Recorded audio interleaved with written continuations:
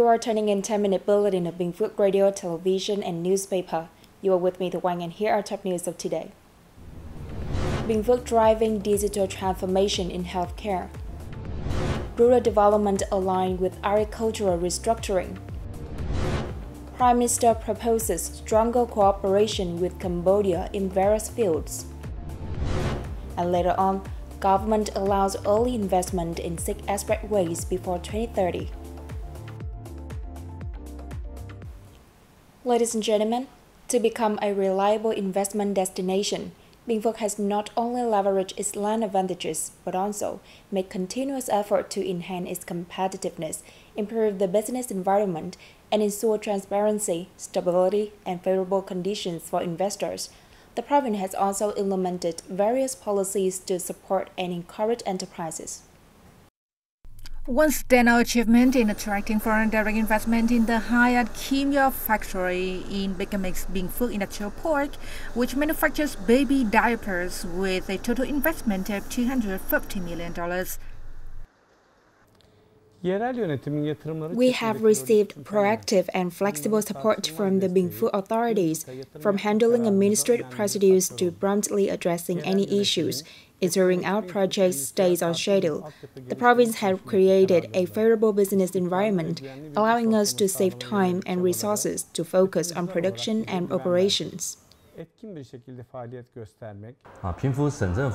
Phuoc has provided excellent conditions for businesses, offering detailed guidance on investment incentives and legal regulations while simplifying procedures. The province has fostered a healthy business environment, enabling us to expand quickly and enhance operational efficiency. Currently, Binh Phuoc is home to over 12,000 enterprises with 439 foreign invested projects totaling nearly $4.3 billion in registered capital. The province aims to develop into a modern, efficient, and sustainable industrial hub, positioning itself as a prime investment destination in the Southeast region. On February 19, Binh Phuoc's Vice Chairwoman of the Provincial People's Committee, Trần Tuyết Minh, chaired a meeting to review the progress of digital transformation in the healthcare sector, in alignment with Project No. 6. Vice Chairwoman Minh emphasized the implementation of digital healthcare solutions, including an integrated health information system, will simplify administrative procedures, reduce costs, and improve healthcare services for residents. Given the province's specific conditions, she instructed the Department of Health to conduct a comprehensive survey and finalize a roadmap for the adoption of electronic medical records. The goal is to have the plan approved by March and fully implemented by early September 2025, in line with the national schedule. As part of its rural development program, Binh Phuoc aims to integrate its effort with the provincial agricultural restructuring plan. The focus is on fostering rural economic growth, promoting sustainable urbanization, and improving living standards in rural areas, while advancing gender equality. By the end of 2024, Binh Phuoc has 79 out of 86 communes meeting the new rural development standards, with 26 achieving advanced status. Recognizing that rural development is an ongoing process, localities are continuously upgrading targets and criteria for higher sustainability.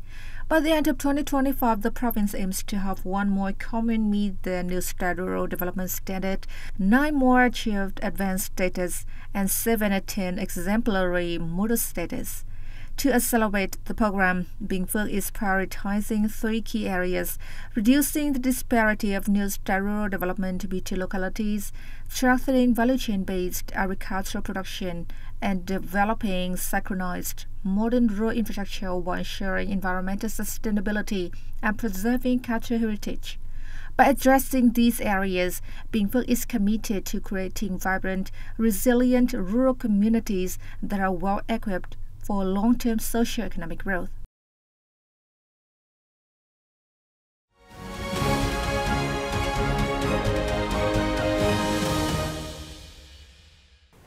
Moving on to the top stories around the country. Prime Minister Phạm Minh Chính received Cambodian Deputy Prime Minister and Minister of Interior Sokha in Hanoi on February 19.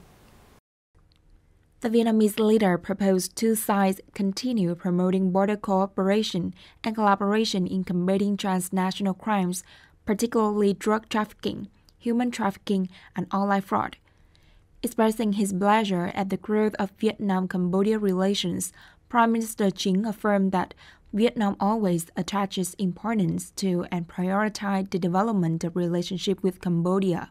He also emphasized the need for joint efforts to address hostile forces, undermining the relationship between the two countries, assist in repatriating Vietnamese citizens exploited by online fraud networks, and address the citizenship issue for people of Vietnamese origin who are working and living stably and legally in Cambodia.